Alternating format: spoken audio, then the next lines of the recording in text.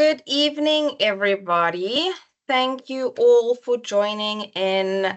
For those of you that have already spoken to me or know me, you know I'm German. So you know how German people are. We like to start on time. Um, but we work through things quite diligently as well. That's the South African side, starting it off with a joke, because if we don't laugh in our country, we cry. After this week's news and revelations and everything that's been happening. But besides from that, hi everybody. My name's Nicole Heinze, and first and foremost, thank you guys for taking some time out this Thursday evening just to join me and get a better understanding of Australia, get a better understanding of your options, and get a better understanding of what kind of opportunities lie out there for you. So I just want to start out initially just by introducing ourselves, our company. Like I said, I'm Nicole Heinze. I work with Dizon Associates. We are an Australian immigration law firm, but we're also an international recruitment company. Okay. Now, what makes us so special is we are Australian owned, and the owner of our company is an Australian immigration attorney. His name is Paul Dizon, as well as he's also a registered migration agent. Okay. As we've worked over the past 15 years, the company has built success in terms of working through immigration cases, and through that, seeing that there is a visible demand for South Africans and Africans as well in general, but more so South Africans in terms of the workforce and an interest from South Africa, as well as Australia as a destination for a lot of South Africans. Okay. The work that we do is largely focused on compliance, because what we do in South Africa is based upon the standards that are set by Australia. Because we're a registered migration company, we do need to work according to these compliance standards to ensure both your safety in terms of the application process, and ensure that you always have that route of recourse in case of anything. Okay, so anything we do, because because we're a registered migration agency, it's very linked to compliance. Okay. Now, the support that we offer is very holistic, because we understand that making a move is not just based upon one factor. Okay.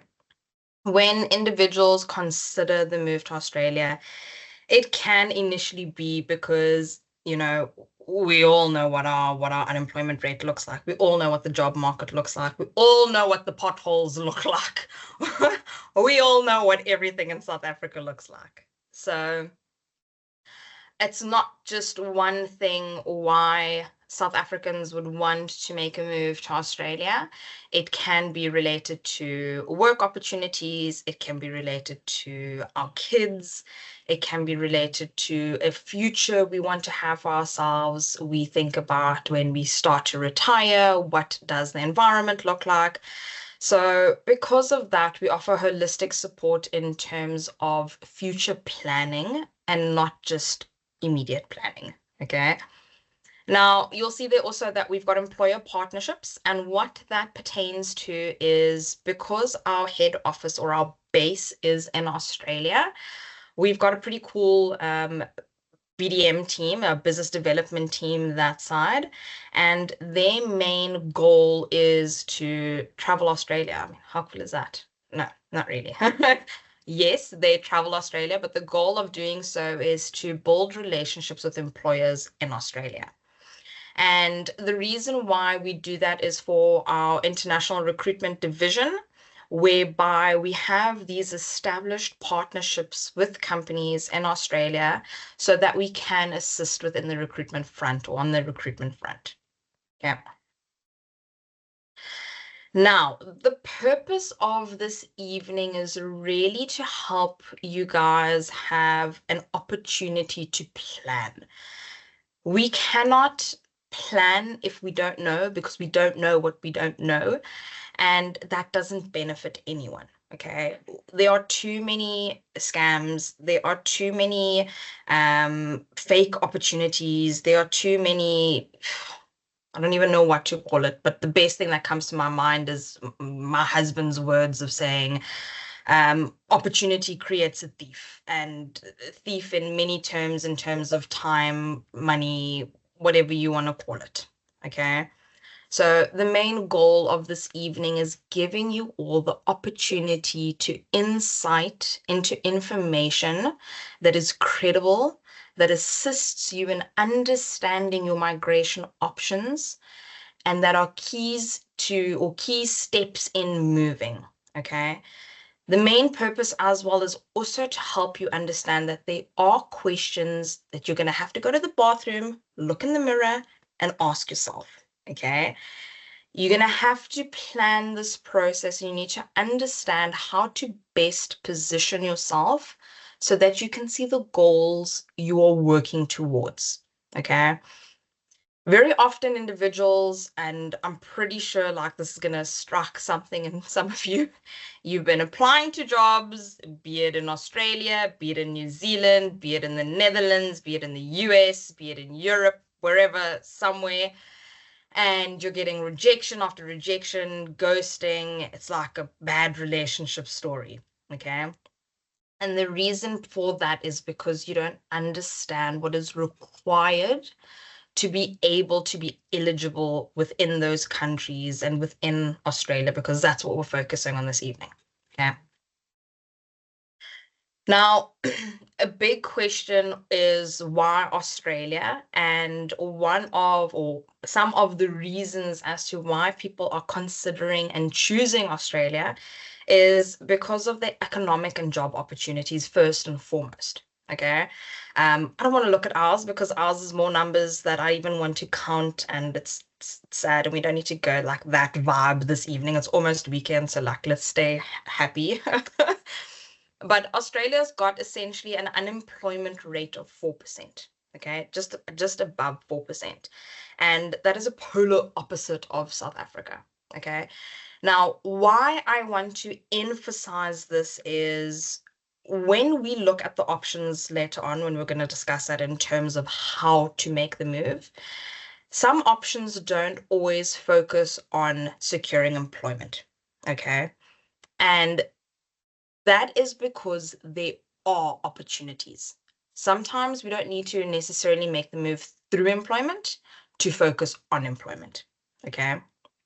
So if you look at the statistics towards the beginning of the year, there were just over 300,000 job vacancies in Australia. That is across all sectors, all industries.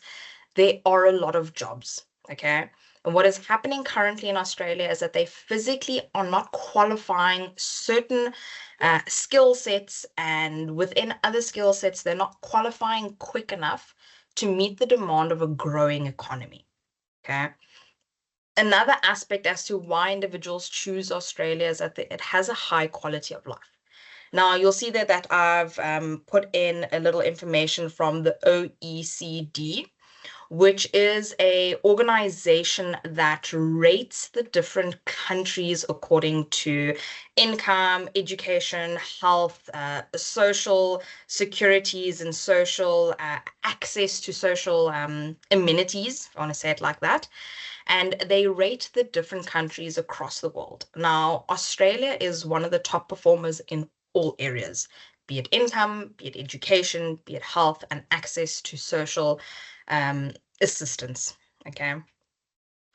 Now, Australia also has a very high, or well, as you can see there, Australia's got a very high education level, and the standard of education is very high. Now, as part of our recruitment division, we focus a lot on the education sector. And through that, we see how stringent the requirements are for outside teachers to be able to enter Australia. And it's quite amazing. I mean, for the teachers that are joining this evening, you're probably like, oh, but it benefits everyone. It benefits the kids, it benefits parents, and at the end of the day, it benefits teachers as well, because teachers are able to work in an environment where they are valued. And because they are valued, they are able to value our children. I mean, I've got kids, and sometimes I don't have patience for my kids. Okay. And I would hope that when they're in school, they are dealt with the patience that they deserve in order to learn what they are capable of learning. Okay. And schools in Australia provide that environment for teachers, allowing them to be what they need to be for our kids. Okay. There is also a lot more political stability as well as safety within Australia. As I tried to find statistics around it, I couldn't find anything over 2% in terms of crime statistics. And I didn't want to cry, so I didn't even bother looking at South Africa. Australia is also very multicultural and inclusive in terms of their society. It is a country built on migrants, so it'd be very hypocritical if there you kind of got there and you're like, you're different. Cool, so are you. Okay. So it's a very multicultural country. A lot of question, I get the question a lot in terms of, but how's the racial things that side? And I'm like, you live in South Africa, guys. We see it here quite often. But I do get it. Sometimes, it's one thing to be treated a certain way in your own country, but to be treated a certain way in other countries, you don't really want to. But Australia is very multicultural, so it's not really something that you see too often. Okay. Now, when we consider immigration, something I want each and every one of you to think of before and after and during and while looking at Australia and countries that you may be considering, what are your goals? Are your goals short term? Are they long term? In terms of short term, what is the requirement of your short term goals? Is it because you want to study? Is it because you're looking for employment? Are you planning on moving alone? Are you planning on moving with dependents in terms of your spouse, your partner, your kids? Do you understand the ramifications of these short-term goals and how they can benefit you or disadvantage you in the short term? Okay. Then in the long term, are you planning to be there because you've got family that side? Are you looking to live there permanently? Is it because of a lifestyle change? You're tired of South Africa? I don't know if I can say the word, but I think we all know it starts with the V. No, it doesn't. It starts with the, okay, sorry. Guys, it's lit. And it's just essentially, what does long-term success look like for you? Okay.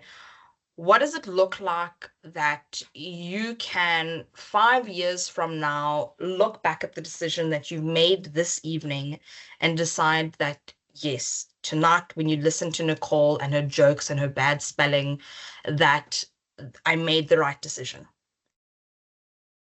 Okay. Now, when it comes to visa options, there are different options. Okay. You have got general skilled migration, which is a points-based application.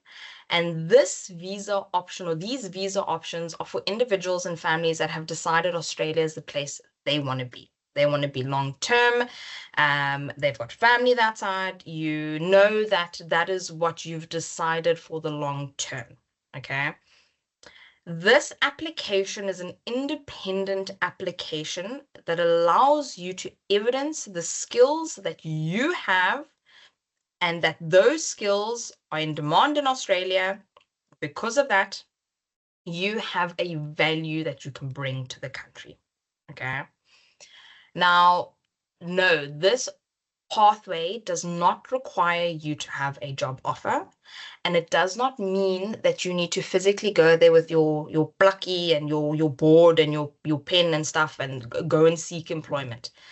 What this means is that you're able to actually gain the working rights that you do not have. You gain the rights to live in the country, you gain the rights to work in the country, you gain the rights to make use of social access and social benefits that exist within the country so that you can actually build a sustainable life in Australia. Okay. When you go this route, you've got a year from the time that your visa is granted to physically enter the country.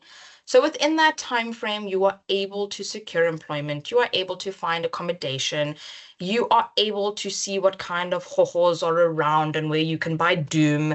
And no, guys, there isn't always hohos everywhere. It's in more remote areas. Just like here, we also got hohos, but our hohos, yo, guys, they climb in at night when everyone's sleeping. We don't like those calls, okay? Now, that route, like I say, is one that's more sustainable in terms of long-term goals. Um, but yeah, a lot of people may also be looking at more employer-sponsored visas, okay? Now, your employer-sponsored visa, sponsored does not mean that your employer is going to come and find you in South Africa, pay for you to come across, pay for a first class flight, pay for the business class lounge, pay for your accommodation, pay for your medical aid, pay. No, that is not the type of sponsorship that this is entailed, or this is referring to. An employer-sponsored visa, like anywhere else in the world, as a South African, we only have the right to work in South Africa. Okay. So any country outside of South Africa, we do not hold working rights, and for that reason cannot just access the job market within that country. Okay. So when you obtain an employer-sponsored visa, what your employer is doing is they are supporting your application to obtain the temporary working rights you need to be able to do the job that they are employing you to do. Okay. Now, fantastic, awesome. This is such a great option because it gets you into the job market, it gets you working, you've secured employment. The biggest problem in South Africa, unemployment, you've secured a job, but then what? Okay, but then what? A 482 visa doesn't allow you access to social benefits. A 482 visa doesn't necessarily mean that you automatically are eligible for permanent residency. A 482 visa doesn't necessarily mean safety in terms of a move. Okay. If you lose that employment while you are in Australia, you need to find a new employer or you need to leave the country. Okay. If you're there through an employer-sponsored visa and you're hoping that your employer is going to sponsor you permanent residency, which is your 186, you need to be there for 2 years. And even at that point, there is no requirement for your employer to sponsor your permanent residency. So you can work 2 years in blissful ignorance and then them say, hi, it was very nice having you here. I loved having a South African, but good luck. Okay. So it's an option to help you get in and bridge the opportunity because sometimes it is a more financially feasible option. But if the goal is to be there long term, consider general skilled migration as well, because the nice thing about both of these options is that it doesn't need to be an either or. You can initiate your general skilled migration because in most cases where both of these options start is with a skill assessment. Okay. So you position yourself, know what is important to you in the short term in terms of what are your needs, but know as well what your long-term goals are and prepare for them. Now, you get student visas as well. This is now for individuals looking to study in Australia. And guys, please don't reach out to me and say, I'd love to study, like, what are the university's requirements? Because I don't work for the university. Whatever you want to study, you need to find that out from the university. It's just like if you were going to study in a university here in South Africa, you need to find out if you're actually eligible to enroll in a certain course. You need to be able to enroll in that course, and through enrolling for that course, you are able to get the student visa. So you first need to sort out your enrollment, find a university, a tertiary institute, a course, whatever the case is. It does need to be more than a year. And once you've been accepted to study that, then you focus on getting your student visa. Okay.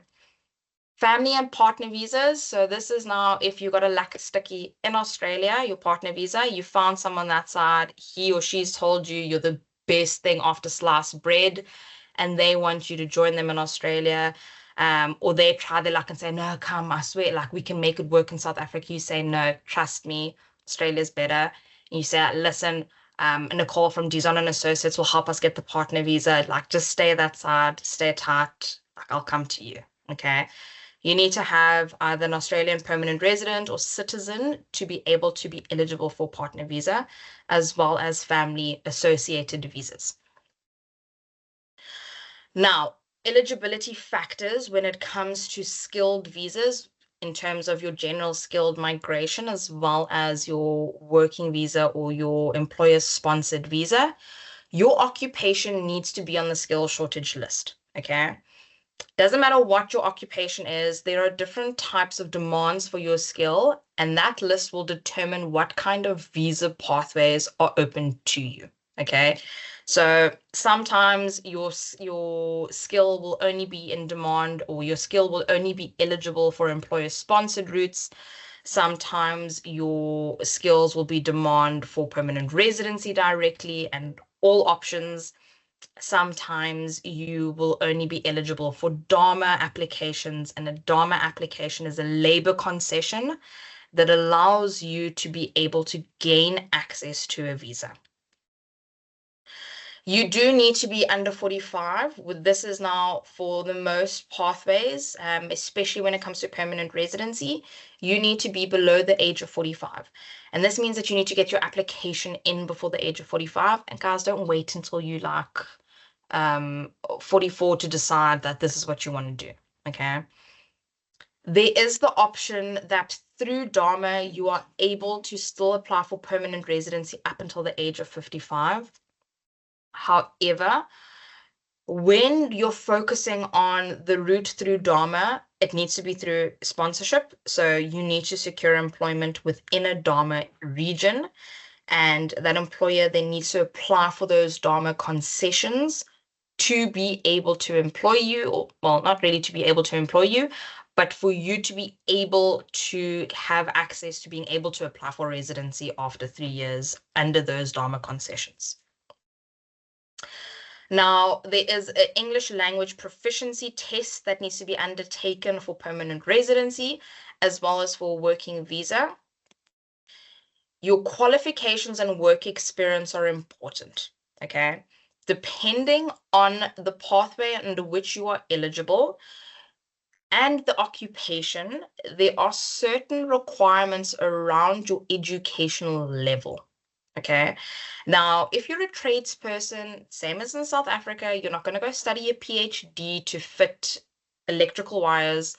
You are going to get a trade certificate. So a trade certificate is in the same as in Australia. You would also have a similar trade certificate, which allows you to be able to work within your field. Now, if you're a teacher, on the other hand, you need to hold a bachelor's in education. Okay. If you're an engineer, you need to hold a BEng, so a bachelor's in engineering. If you're a doctor, again, you can't just doctor and then come with like something that someone wrote. Okay. You need to hold the appropriate qualifications for the skill you claim you have. And then as well, in certain areas, it's very important that your qualification or the work experience you have relates to your qualification, and that it is relevant as well within its area.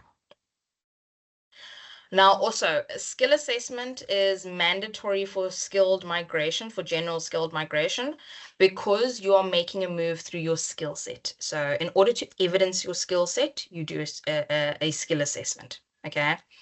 For some occupations, there is a mandatory skill assessment that is required for a 482 for a working visa. So that is also just something that you need to be mindful of. Then there are also health and character requirements. Now, again, depending on the pathway you decide to make the move through, you need to be able to pass a health check, so blood test, x-rays, those kinds of things. And if you do have any health concerns, it's best to discuss them with us first, okay? The reason for that is we would be able to apply for a waiver, a health waiver for certain conditions. These conditions are HIV, cancer, or for cancers, if you have recovered, ADHD. I know there are a lot of parents that have concerns around ADHD. So in terms of health requirements, just discuss that with us if there is something that you're worried about. And then when it comes to character requirements, it's not like me and the jokes that I can make. Your character requirements is about if you have been behaving, okay? So if you have any kind of criminal history, if you have a DUI, if you once got caught breaking a window, scaling a fence, doing a backflip where you shouldn't have, when the sign says no jumping here. If you ever got in trouble, again, discuss it with us because there may be character requirements that we would need to evidence because Australia will always find out, okay? Like they go deep diving through your criminal history, through your health requirements, all of those things to ensure that you are of value to the economy and that you have no risk to the economy as well, okay?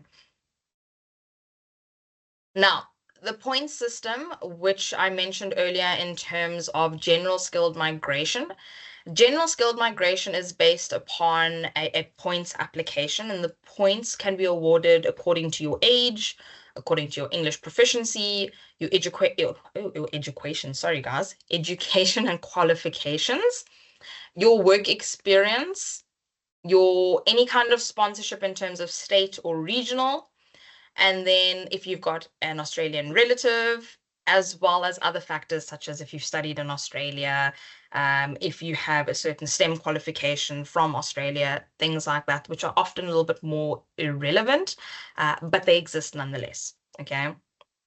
So you need to have a minimum of 65 points to be able to qualify for this process and to be able to apply for residency options through your skill set. Now, the process in terms of applying for general skilled migration or applying under general skilled migration is to first understand if you qualify. If you meet those points, calculation in terms of the 65 points, okay? Now, when we initiate the application, the first thing to do is to get the evidence required to substantiate the points we claim, okay? Now, in order to claim the points for your qualifications and your work experience, you need to get your skills assessed. This is through a skill assessment.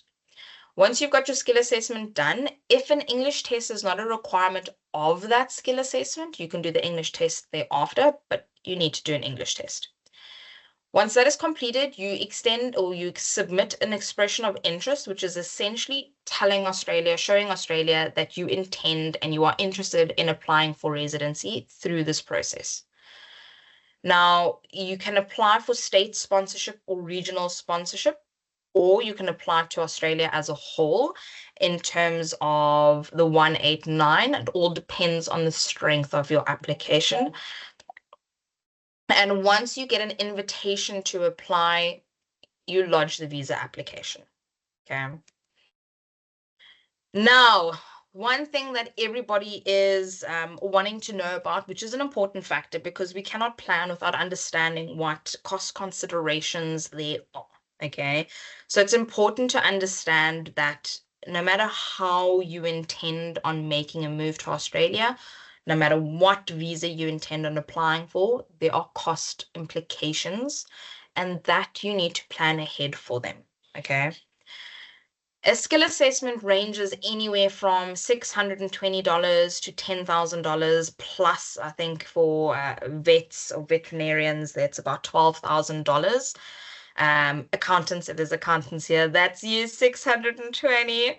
But most occupations are around 1,000, 1,500 there.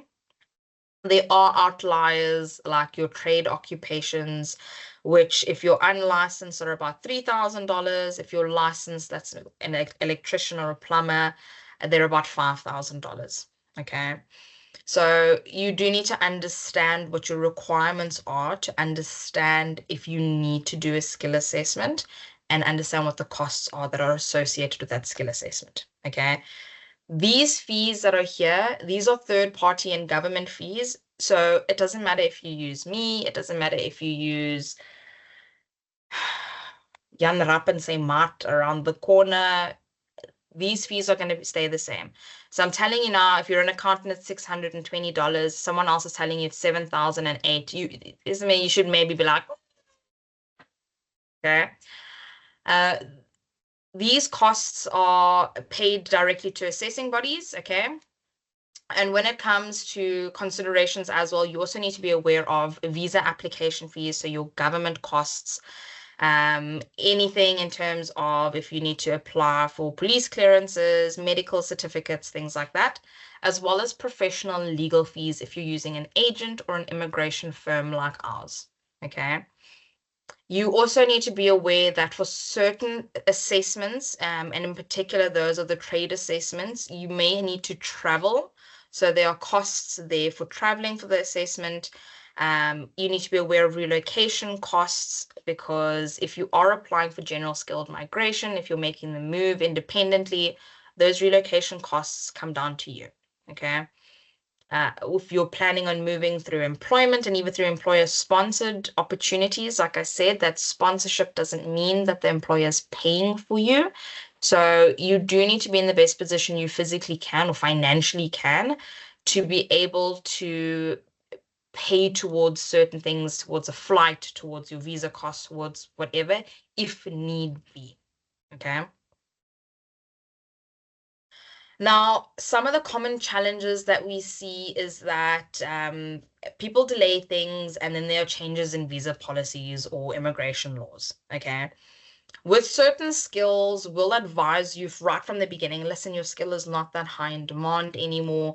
There is a possibility that within the next year or two, or within the next 3 to 5 years, there'll be changes around the demand for your skill. We will also make you aware that, look, your skill is on the long-term list, which means that for the next 15 years, you're going to be in demand. So don't worry, this process takes about 2 years. You're going to be fine. Another common challenge is not qualifying for the points threshold. So you're preparing yourself, you've gotten your skill assessment done.